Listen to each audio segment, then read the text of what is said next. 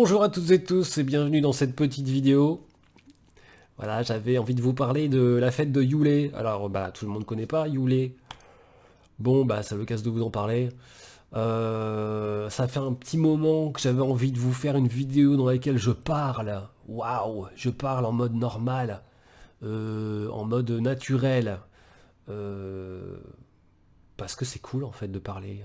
C'est très humain, c'est très... voilà. Alors, Yule, pourquoi est-ce que j'ai envie de vous en parler? Parce que il y a une résurgence depuis quelques années des fêtes païennes, des fêtes anciennes, et on voit que le monde populaire commence à se réapproprier tout ça, et c'est très chouette. Mais faut pas oublier non plus le sens profond des fêtes anciennes, que ce soit pas juste quelque chose de folklorique, juste pour faire style, juste pour faire beau, juste pour, je sais pas, se donner un genre, ou pour faire différemment, ou juste pour faire un truc ancien, pour faire un truc ancien. Non, chaque fête a un sens profond, un sens, je dirais, quasi chamanique.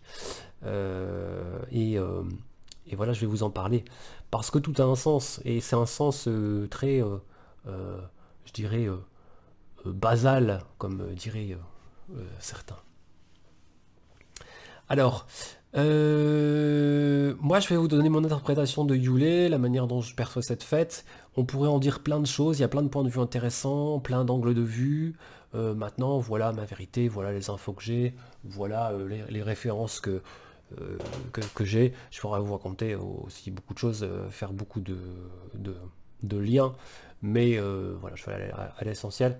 Alors, Yule, c'est très intéressant comme fête parce que euh, ça arrive à une période qui est, je dirais, la période ancestrale, la période sombre. Alors, qu'est-ce qui se passe? On a fait un cycle d'une année, on arrive à la fin de cette année au niveau du symbole de la lumière, qui a commencé à réduire euh, euh, à peu près, alors si je ne dis point de bêtises, à la fin, au solstice d'été en fait, donc le, le- le printemps et l'été. Euh, Et puis là donc on arrive quelque part finalement à la toute fin de la période sombre.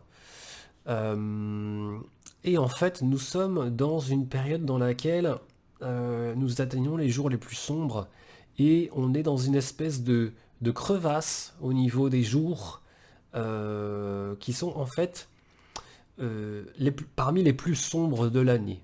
C'est-à-dire qu'on a un effet comme un rebond de balle, je ne sais pas si vous voyez la métaphore. On est dans la phase où la balle s'écrase le plus, on a le plus d'aplatissement voilà, de l'effet d'ombre, clac, avant que ça rebondisse vers la lumière. Du coup, du moment du solstice d'hiver, qui est techniquement aujourd'hui, au moment où je fais cette vidéo, euh, qu'on pourrait estimer qu'il commence à partir du 19, puisqu'il y a eu la pleine lune, quelque part symboliquement, comme c'est le système ancien, on prend en compte aussi beaucoup la lune. Donc de la période à peu près du 19 jusque la fin de l'année, euh, donc le 31, on a les jours de Yule. Donc, alors moi je prononce Yule à l'anglaise, hein.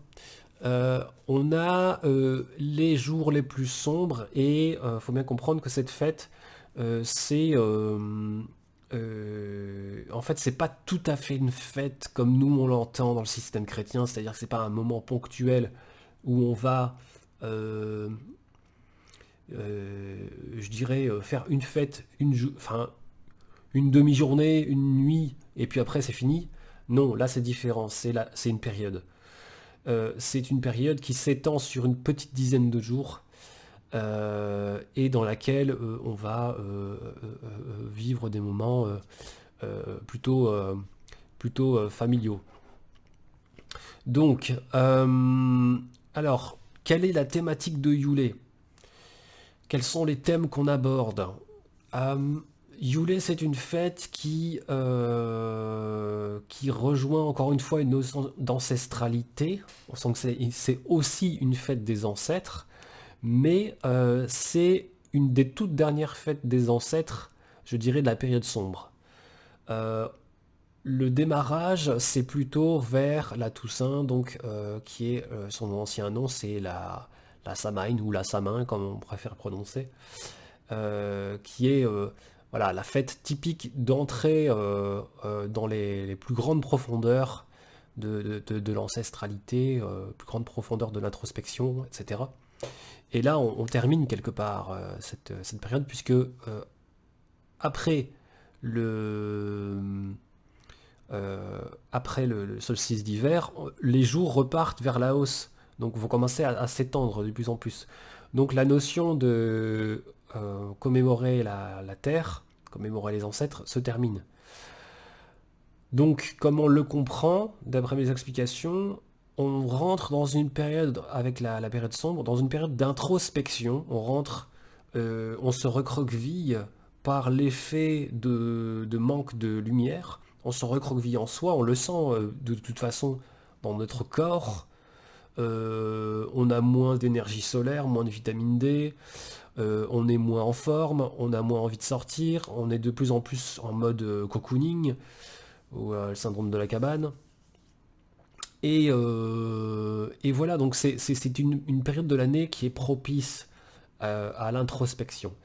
Et justement, Yule arrive à un moment donné où c'est vraiment les derniers moments de grande introspection pendant cette petite dizaine de jours, dans lesquels vous allez tirer quelque part les conclusions de l'année sur ce que vous avez réussi à récolter. Et donc là, ce qui est très intéressant, c'est que, entre guillemets, je dirais, dans le système ancien, d'un point de vue chamanique, quand on relie le monde du vivant au monde spirituel, qu'on tire la sagesse de la nature, du cycle de la vie, on comprend que le système des récoltes, de l'agriculture, en fait, finalement, c'est le moment où on va tirer les conclusions de ce qu'on a récolté dans l'agriculture, donc du coup, d'un point de vue humain, sur les autres plans aussi. Donc, c'est le moment de tirer des leçons de sagesse sur nos décisions, nos actes, qu'est-ce qu'on a fait de notre année, est-ce que telle chose et telle chose étaient vraiment bonnes pour nous, euh, quelles conclusions on peut tirer pour éviter de reproduire les mêmes erreurs. Voilà, donc c'est un moment très riche. Alors contrairement à la manière dont on vit Noël actuellement, qui est énormément centré sur la consommation, qui est devenue pratiquement la valeur numéro une avec celle de la réunion de la famille, mais on va dire quand même que, allez, symboliquement, on va pas se mentir, Noël c'est devenu très commercial, ça n'a plus beaucoup de sens. Justement là, Yule est un moment de prise de conscience de ce qui est vraiment important dans les profondeurs de notre être. Voilà, ce qui est vraiment important à l'intérieur. L'ombre, c'est la période de l'ombre, c'est l'occasion de voir ce qu'il y a à l'intérieur. C'est à ça que sert le symbole de l'ombre. Euh, et, euh, et donc voilà, ce qui est très intéressant à l'idée de revenir sur ces fêtes anciennes, c'est aussi de quelque part se reconnecter avec la sagesse ancienne euh, et, euh, et comprendre quel est le sens de tout ça, de où est-ce que ça vient, de quoi ça émerge. Alors ce que je pourrais vous dire aussi, c'est que la période de Yule, c'est une période qui est symbolisée par la culture, la culture nordique en particulier. Alors dans son aspect culturel, Yule est une fête nordique, mais qui a influencé aussi les Celtes. Puisque à l'époque, avant d'être envahi par les Romains et les chrétiens, nous étions celto-nordiques dans cette période du globe, donc là où je me situe dans le nord de la France, on était celto-nordiques. Pourquoi je fais pas de différence entre celte et nordique? Parce qu'en fait nos cultures étaient cousines, elles étaient imbriquées les unes dans l'autre.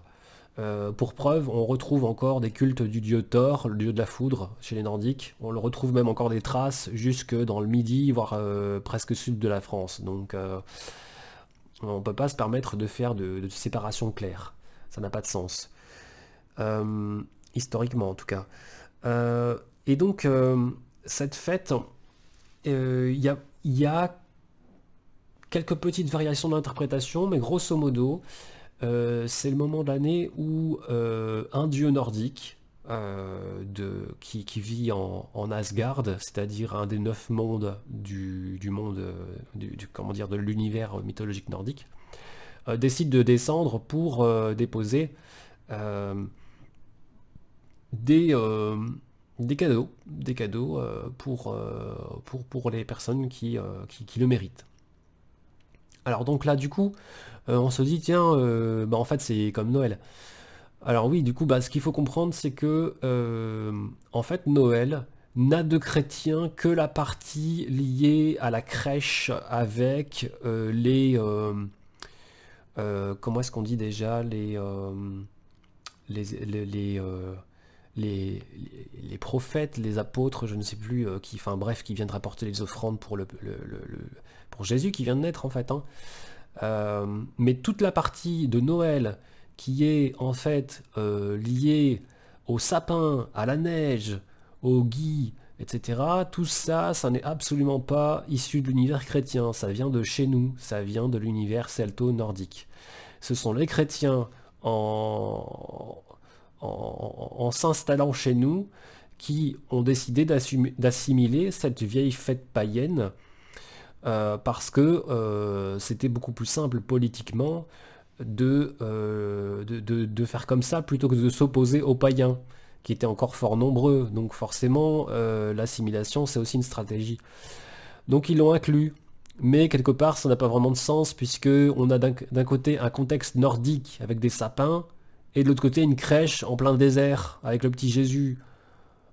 Bon, voilà, c'est pas, bon, voilà, vous aurez compris, je ne peux pas en dire plus. Euh, donc la partie de chez nous, c'est ça. Donc il y a ce fameux dieu nordique qui descend. Alors, ce dieu nordique, on peut trouver diverses interprétations. On a soit Heimdall, soit Odin. Alors, Heimdall, si je ne m'abuse, est le dieu qui sert est le dieu gardien de la porte des 9 mondes, qui protège le pont arc-en-ciel, qui est en fait une sorte de passerelle qui permet de traverser les 9 plans. Et Heimdall est un dieu qui peut voir à travers les 9 plans juste par l'esprit. En fait, il peut projeter sa conscience et voir n'importe qui de là où il est, voir ce qu'il est en train de faire. Donc c'est un dieu gardien, c'est un dieu qui surveille, un dieu veilleur. Voilà. Euh, et parfois on a des interprétations comme quoi c'est aussi Odin qui est le père des dieux, euh, qui est le père de Thor et de Loki. Euh, Odin, le fameux dieu à la fois mystique, à la fois mage, à la fois guerrier, qui est une sorte de chaman en fait, hein, qui a ses 2 corbeaux, Ungin et Munin, pensée et mémoire, qui a aussi un cheval divin à 8 pattes qui lui permet de traverser tous les plans avec facilité. Sleipnir, Sleipnir, ça dépend des langues. Euh, voilà. La particularité aussi, c'est que ce dieu qui va déposer des cadeaux dans les maisons va le faire en chevauchant un cerf. Et c'est souvent un cerf blanc ou un renne. Alors pourquoi? Parce que bah, c'est logique par rapport à la culture de cette partie du globe, parce qu'en fait, il y a tout un lien avec le culte chamanique du cerf, qui est très ancien et qui est propre à notre culture, qui a traversé des tas de civilisations différentes. On le retrouve chez les bouddhistes, chez les hindouistes, chez les nordiques, chez les celtes, et les chrétiens ensuite ont repris le truc avec la légende de Saint-Hubert pour le cerf blanc, etc. Mais on retrouve le cerf blanc comme symbole du monde des fées et des elfes chez les celtes et les nordiques. On le retrouve aussi une autre forme de cerf au sommet d'Yggdrasil. Il y a d'ailleurs beaucoup de cerfs, il y a 4 ou 5 cerfs dans la mythologie, des cerfs majestueux dans la mythologie nordique. On retrouve aussi l'importance du renne chez les chamans, euh, les, enfin comment dire, les équivalents de chamans, mais dans le nord, qui sont les Samis, qui sont une culture très liée au renne. On retrouve aussi la présence du renne, très important, du renne blanc, hein, chez les chamans mongols. Et voilà, donc ça nous rappelle finalement que en tant que Celtes, nous sommes une civilisation indo-européenne. Il faut bien se le rappeler, nous sommes indo-européens, nous avons migré du côté de l'Eurasie, hein, on vient de là-bas, raison pour laquelle nous avons des liens linguistiques profonds avec le sanskrit, qui est la langue originelle de l'Inde. Nous avons des liens très forts avec l'Inde. On partage les mêmes ancêtres. On retrouve même le dieu cerf. Alors, chez nous, en tant que Celtes, nous avons un dieu cerf qui est le protecteur, enfin, qui est la représentation de la nature sous son aspect fertile, qui est Cernunnos. Et en fait, Shiva, qui est un dieu hindou, en fait, est un cousin lointain. Et il y a longtemps, il y a à peu près 5000 ans, si je ne dis pas de bêtises, nous étions le même, enfin c'était le même, la même entité en fait qui s'appelait Pachupati. Et donc il y a eu, bah voilà, il y a une migration de séparation au niveau de la civilisation et on s'est séparés en divers groupes, quoi, voilà, comme le font, euh, comme le font toutes les ethnies hein, dans les déplacements historiques. Donc tout ça, ça nous rappelle notre histoire. Tout ça, vous pouvez le retrouver dans les livres d'histoire sur les Celtes, hein. N'hésitez pas à ouvrir des bouquins. Alors revenons à cette histoire du dieu qui descend. En fait, ce dieu donc chevauche un renne blanc ou un cerf blanc, ou un cerf. Et en fait, il marche dans le ciel avec. Ça, c'est un aspect chamanique. En fait, un cerf, on se doute bien que ça marche pas dans le ciel. C'est parce qu'il est considéré comme un animal magique, majestueux, sacré, de par sa représentation de la nature euh, et, euh, et son aspect divin. Et alors donc ce fameux dieu, hein, Heimdall ou Odin, selon l'interprétation, descend, et en fait, la coutume veut qu'on dépose des chaussettes sur la cheminée. Euh, donc ancien système, hein, feu de bois.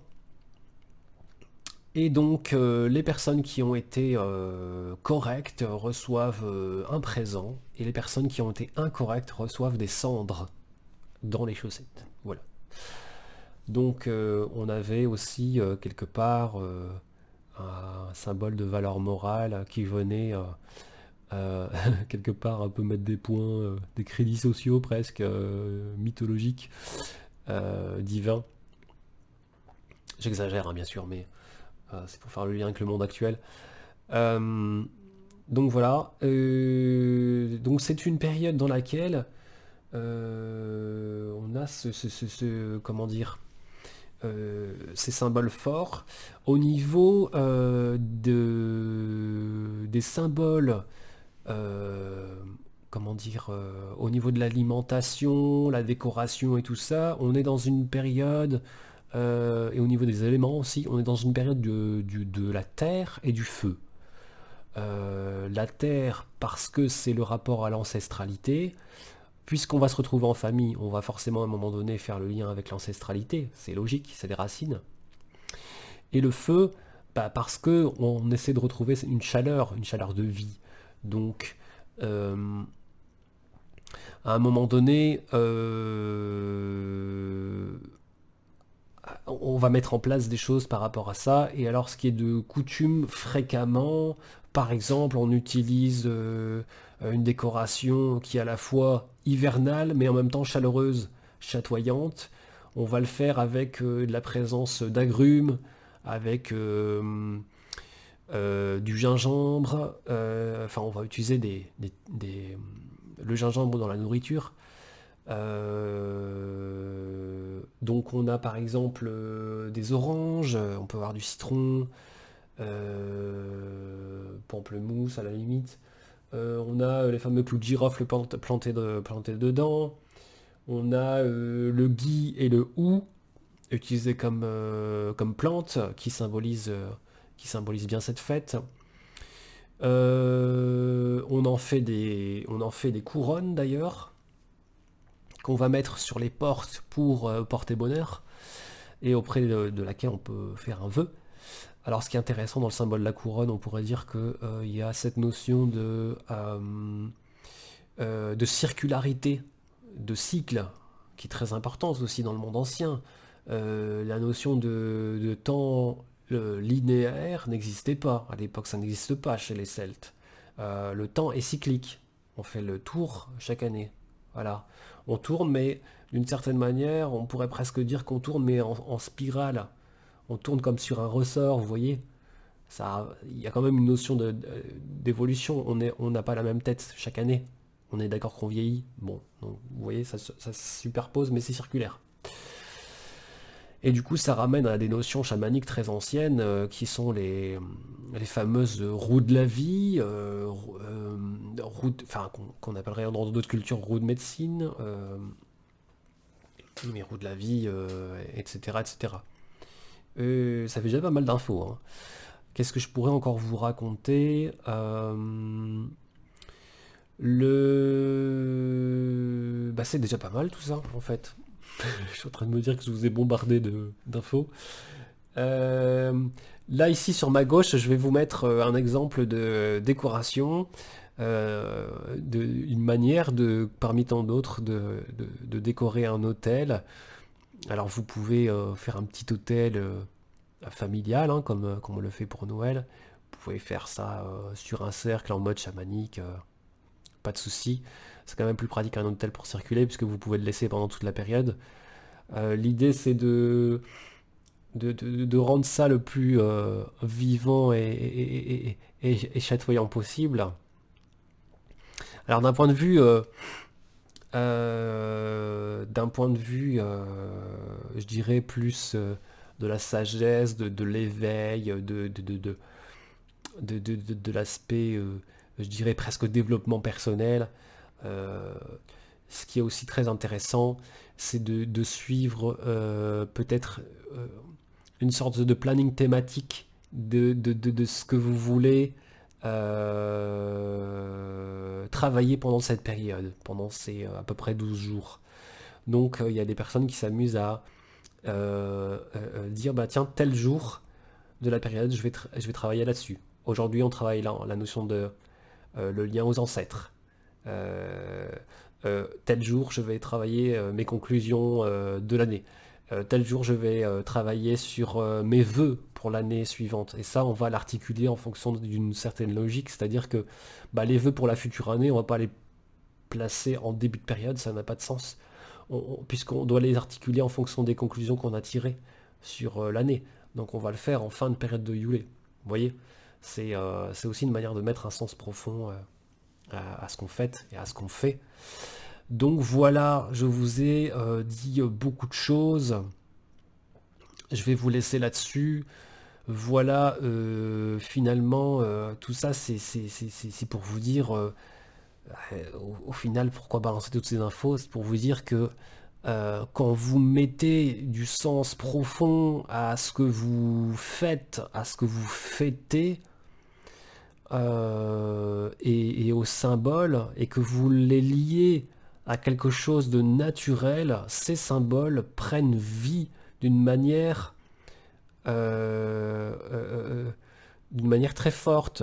C'est-à-dire que c'est plus juste, comment je dirais, C'est plus juste un élément spirituel, symbolique, mental, etc. Ça prend vraiment place dans la matière, dans le concret, parce que c'est aussi lié à la terre, au cycle de la nature. Et ça, on ne le rappelle pas assez. La meilleure manière d'être ancré, c'est de suivre le cycle de la nature. On ne peut pas être ancré en passant son temps à courir à droite à gauche, métro boulot dodo, à ne regarder que son smartphone, à consommer et n'être que dans la ville. C'est pas possible, à un moment donné, on craque, on accumule trop de choses, on n'est pas, nous on est humains, on est issus du monde naturel, on n'est pas fait pour ça, on n'est pas des robots. Donc, rappelez-vous bien que si vous mettez du sens à tout ce que vous faites, si vous vous liez à la nature, si vous écoutez les oiseaux chanter, si vous allez dehors pour ressentir pleinement avec votre cœur, votre corps, le cycle de la nature, vous allez être beaucoup plus aligné avec votre santé. Et ça n'a pas de prix, la santé. Voilà, je vous fais plein de bisous, portez-vous bien, je vous souhaite de bonnes fêtes de fin d'année, profitez bien, vous et vos proches, d'être dans la chaleur, d'être dans l'accueil, profitez de ces moments, on ne sait pas de quoi l'avenir est fait.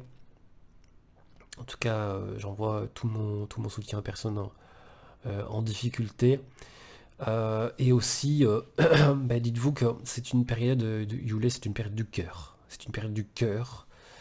Donc, si vous pratiquez la méditation, si vous êtes dans des pratiques considérées comme ésotériques, spirituelles, bien-être, etc., c'est une période de compassion. Portez de la compassion envers le monde, mais surtout d'abord envers vous-même. Apportez-vous de l'amour, parce qu'on ne peut pas aider l'autre, on ne peut pas aider autrui sans d'abord passer par soi-même. Sinon, on n'est pas une source complète, on n'est pas en mesure de donner ce qu'on n'a pas, on ne peut pas. En fait, on doit d'abord remplir la recharge qui est là, le cœur. Donc, compassion envers vous-même et compassion envers le monde. Si vous pouvez, faites des prières pour les personnes du monde entier, les personnes en difficulté, les personnes, tout le monde. Et tout le monde mérite, tout le monde mérite, il n'y a pas de limite, il n'y a pas de jugement, faut dépasser tout ça. Voilà, il y a aussi de magnifiques méditations, de magnifiques mantras à faire, euh, et qui sont basés sur le cœur, la compassion. Vous pouvez aussi le faire en français, en sanskrit, ce que vous voulez. Il y a des tas d'idées, soyez créatifs. Mais voilà, maintenant vous savez de quoi il retourne, grosso modo. Vous avez plein d'indications, éclatez-vous et passez de bons moments. Ciao!